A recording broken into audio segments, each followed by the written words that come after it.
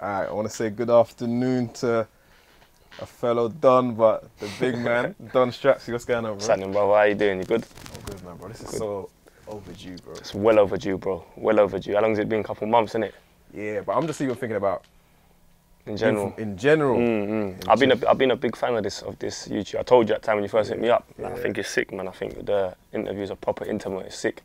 Yeah, it's a good look, man. So yeah, it's good to be here. I appreciate that, man. I remember like when I first heard your music, bro, you stood out, man. Not just racially, but you stood out in what you were saying. Yeah. But let's kind of rewind it back. When did you actually first start? I'm not gonna say rapping, but started shooting rap videos. Yeah. I think I started shooting rap videos back in 2007, 2008, I think. Yeah, around 07, 08. So I've always been spitting from like school, and then my boy had a camera, started shooting videos. So around 2008, I started putting out like music videos. Yeah. I mean, the name, were you always called Don Strapzy in the beginning? Yeah, I was always, well, if you take it back to school, nah, but like from like year 11, I was Strapzy, and then I put Don in front of it, so Don Strapzy, and then I just ran with it. When you first started shooting videos, initially, what's the reaction in your ends, and then how was it spreading out? I was known anyway in my area, so like the love first came from my ends. At the same time, I had people in my ends that I wasn't cool with, so there was also negativity on my name. But initially, it started growing in like where I'm from, Lewisham, Greenwich, because I had a lot of friends from Greenwich Borough, Lewisham Borough, so South East London.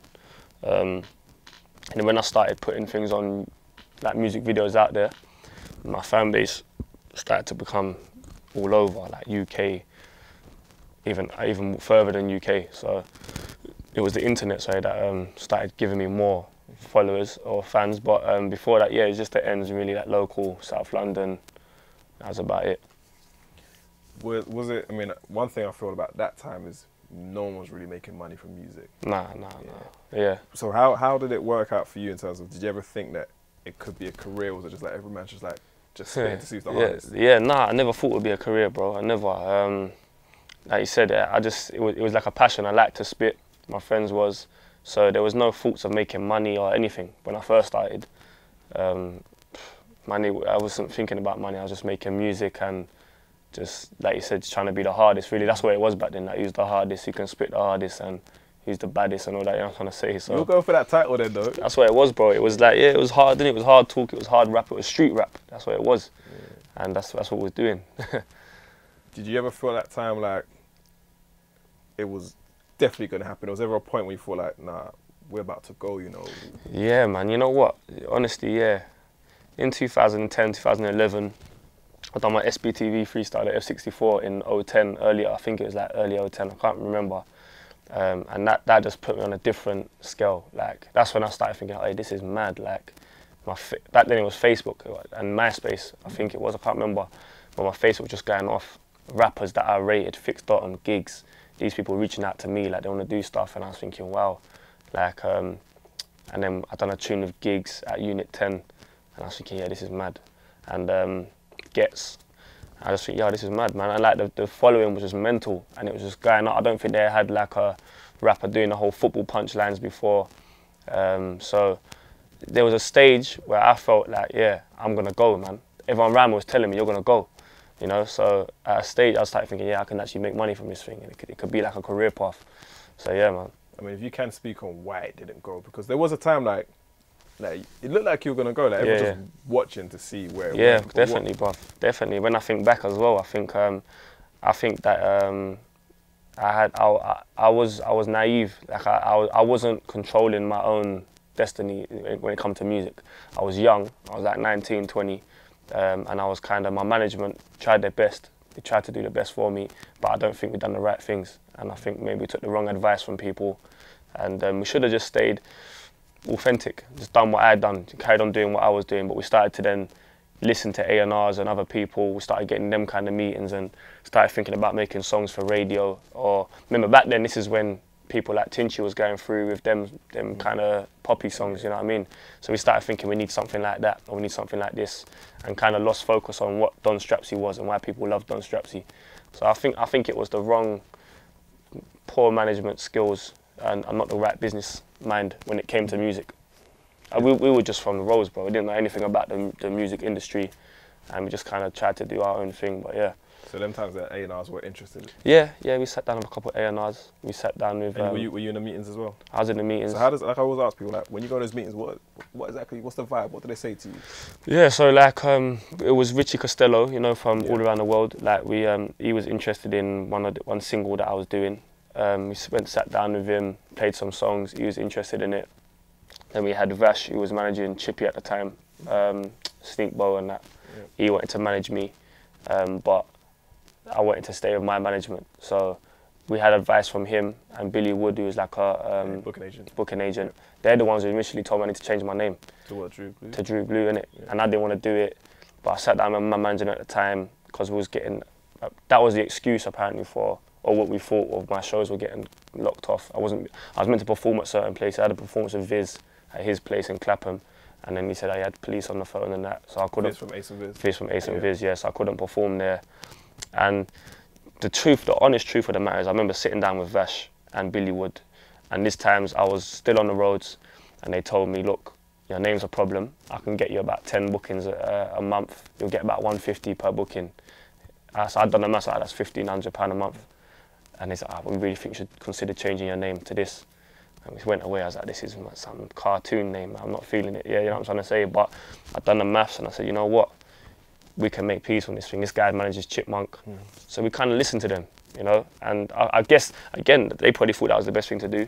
So we done that, but I didn't end up going with Vash, and I stuck with my other management. And yeah, that's where things kind of went a bit left, I guess. So, but you changed the name. Yeah. But you didn't get the bookings.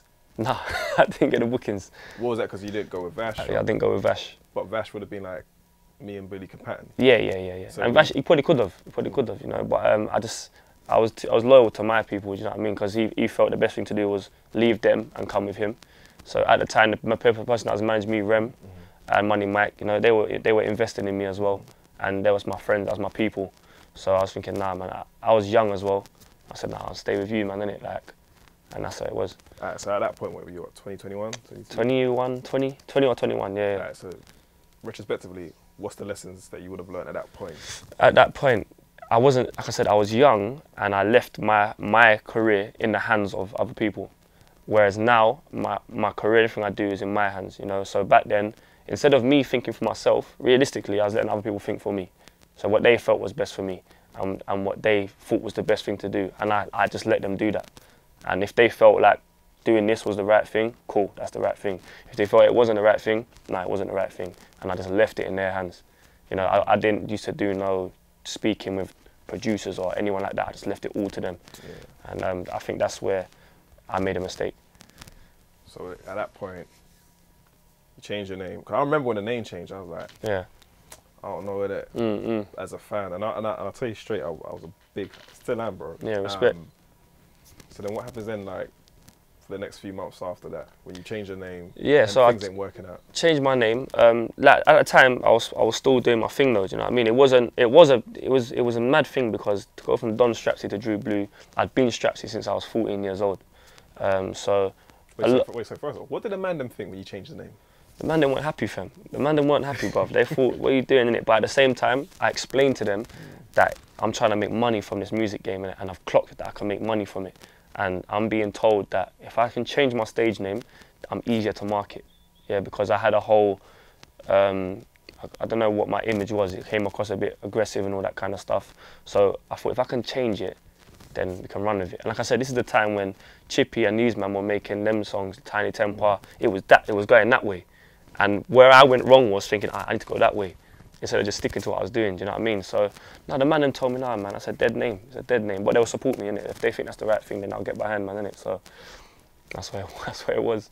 Funny thing we're saying it, like, just before we started, like, what you were doing then, if you were doing that now, yeah, you'll be clear gone, bro. Exactly, that's what I'm saying. That's what I'm saying, yeah. It's like gigs, the people who talk like gigs and gets, they never, they never really went over Conformed. there. Yeah, they stayed what they was doing. And there you go. Still here, man. How does that make you feel retrospectively? Like, I don't listen. I don't hold. I think in life, you learn from everything. I think if I would have blown then, because I was due to. I believe I was due to. I was really popping, and you know, if I would have gone then, I would have been a different person to what I am now, because I wouldn't have learned lessons that I've learned along the way. I was young. I still hadn't been through certain things. Do you know what I mean? So, I hope I might have been a flipping arrogant little brother. Do you know what I mean? I didn't learn enough about the game. So by not blowing, I've dealt with the knockbacks and the serious knockbacks, and then, you know, considering if I want to do music and things like that. And I've had to go away and build myself and do other things in my life, positive things. So I'm not gonna say I'm happy, but I never question God's reasoning for anything to happen.